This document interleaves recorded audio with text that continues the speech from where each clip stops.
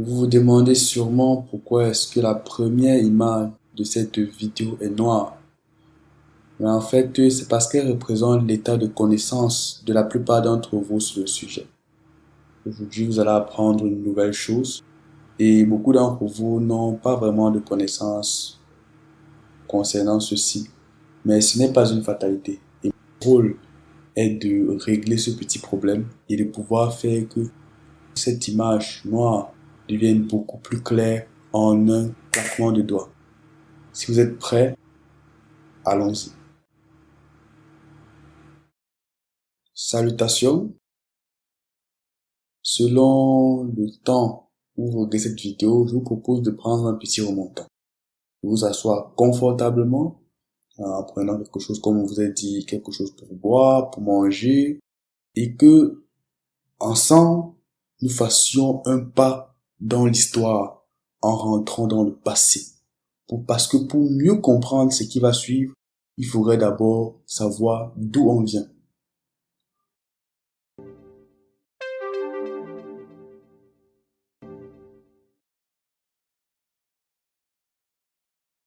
Ce logiciel GeoGebra a été créé par ce monsieur, Marcus Hohenwarter, c'est ce que j'arrive à lire sur le nom, qui est un professeur basé en Autriche et qui travaillait dans l'université de Linz.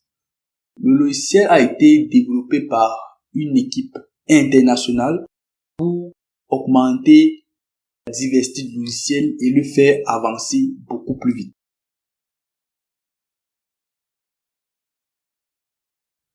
La version 3.0 de GeoGebra est sortie le 23 mars 2008 et pour cette nouvelle apparition, les utilisateurs pouvaient créer leurs propres outils. Donc à l'intérieur du logiciel, l'utilisateur avait la possibilité de choisir des informations et de créer un outil qu'il pourra réutiliser quand il le veut. La version 3.2, qui vient juste après celle-là, est sortie le 3 juin 2009. Et là, l'utilisateur avait la possibilité d'utiliser des tableurs comme dans Excel et d'autres. Donc, ça avait exactement les mêmes propriétés que les tableurs se trouvant dans d'autres logiciels de l'époque. Et ensuite, la version 4.0 est sortie, mais là, 3 ans plus tard, le 20 octobre 2011. Et c'est là qu'apparaît la version GeoGebra Prime, qui était une interface spéciale pour les jeunes élèves, parce que le but à ce moment-là était de faire venir des personnes de plus petit âge sur la plateforme pour les permettre d'apprendre avec ça plus facilement. Vu que les anciennes versions étaient un peu plus pro, un peu plus compliquées, ils ont décidé dans cette mise à jour aussi de créer une version beaucoup plus simple pour que même les tout petits, d'un certain âge bien évidemment, puissent utiliser le logiciel sans trop de complications. Le logiciel est interactif. Il y a de la géométrie à l'intérieur pour faire des éléments géométriques, représentations géométriques. Il y a de l'algèbre pour faire des calculs, des fonctions, des formes. Il y a de la statistique pour pouvoir faire que ce soit des calculs, que ce soit des éléments statistiques aussi déployés que possible. Et il y a des calculs différentiels pour faire des fonctions et j'en passe.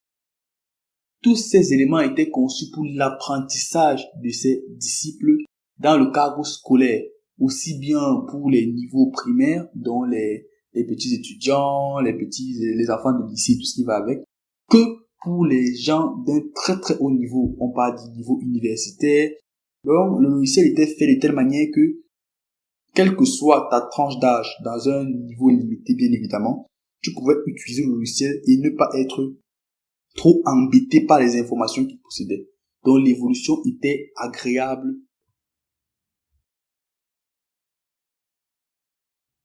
GeoGebra est développé entièrement en Java, ce qui fait que ce logiciel fonctionne sur tous les systèmes d'exploitation qui incluent Java. Que ce soit Windows, un système beaucoup plus pour les utilisateurs lambda et tout, que ce soit Linux pour ceux qui font un peu plus de programmation, que ce soit macOS. Et il suffit simplement d'avoir une page web ou de télécharger le logiciel pour pouvoir l'utiliser sur ces éléments-là. Donc, quel que soit le support que tu utilisais, s'il emportait dans sa conception Java, alors tu pouvais utiliser agréablement et sans difficulté GeoGebra.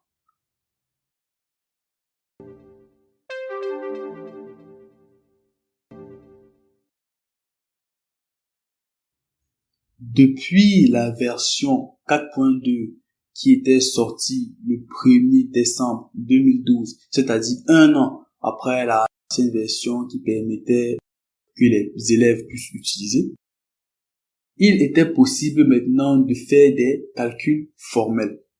Donc, afin de faciliter l'interaction des GeoGebra aux plateformes d'évaluation, il est maintenant possible depuis octobre 2022 d'utiliser une version PCI.